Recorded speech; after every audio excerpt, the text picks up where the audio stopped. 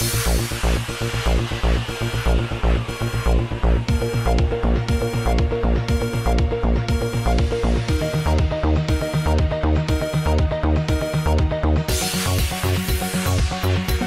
हिंद मजलिस इत्तेहादुल मुस्लिमीन के असेंबली के floor leader और हल्का चंद्रायन गुट्टा के एमएलए हबीब मिल्लत जनाब अलहाज अकबरुद्दीन अवैसी ने आज हल्का मलकपेट के पार्टी के हरकियाती एमएलए जनाब अहमद बलाला के साथ शहर में मेट्रो रेल के काम के चलते मलकपेट के रेलवे ओवरब्रिज का तफसीली जायजा लिया। इस मौके पर जीएचएमसी के commissioner doctor B Janardhan Reddy अपने कसीर स्टाफ के साथ वहां पर मौजूद थे।